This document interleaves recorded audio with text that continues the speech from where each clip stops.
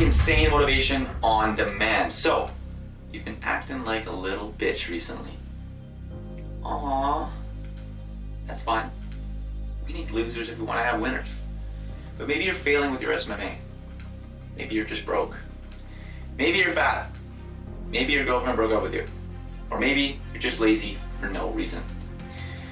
Regardless of why you're lazy, regardless of why you don't have the motivation to go and become the individual that you want to become, I'm going to reveal the 2 tactics that I use to find the motivation that has allowed me to scale 2 separate agencies, complete 100K ultra marathons, create content, build Relentless Success Club, all while having one hell of a time.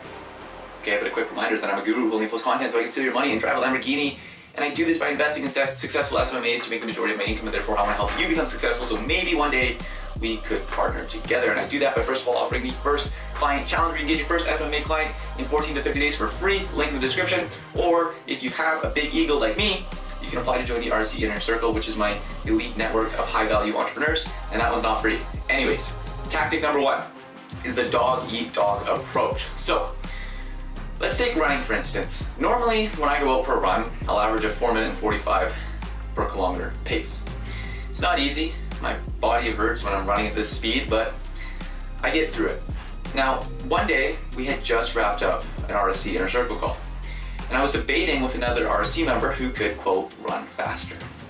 And to settle the debate, well, I went out for a run. And I completely dusted both him and my personal record. And as you can see here, I ran a 3 minute and 55 kilometer, 4-5 kilometers, okay? Now, the crazy part is I didn't feel any more tired than I usually do. I didn't train, I didn't warm up, I didn't even eat anything before this run. I wasn't prepared.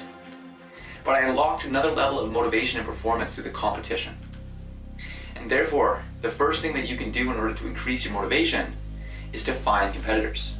And you can do this by finding a group of like-minded people who share the same goals as you, right? Look at this, for example. So Prince decided to go for 70 because why not? And Alexander's betting him to go for the 100 bro, okay?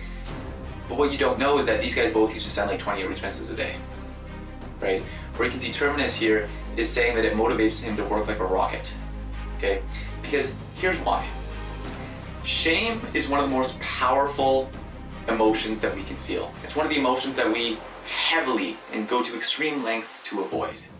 And you know, when we live in normal environments and we surround ourselves with normal people, there is no shame in being lazy. And so therefore, because there is no shame in being lazy, we don't have any reason to change our habits.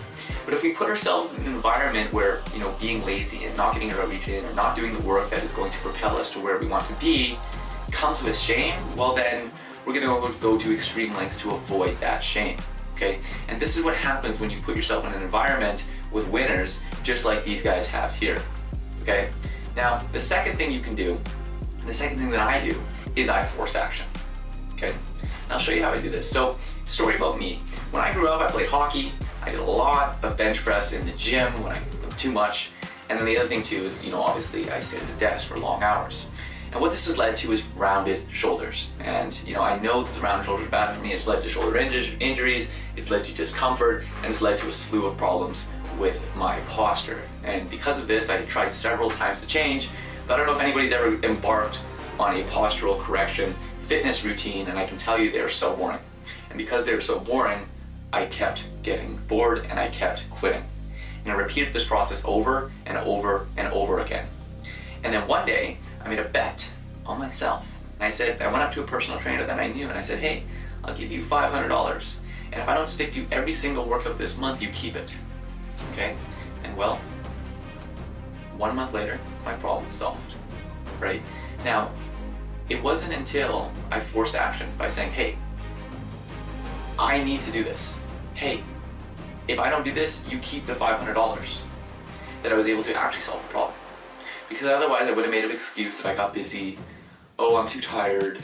Oh, well, if I am too tired and I want to go to sleep right now instead of doing my workout, well, that's going to cost me $500.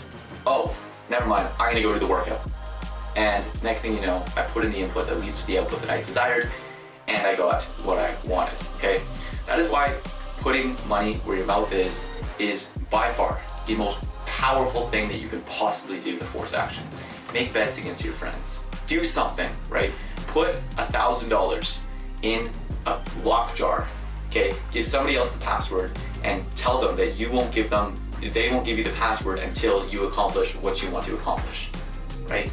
Now, your action is going to be forced, okay? So, quick reminder, do not subscribe to me.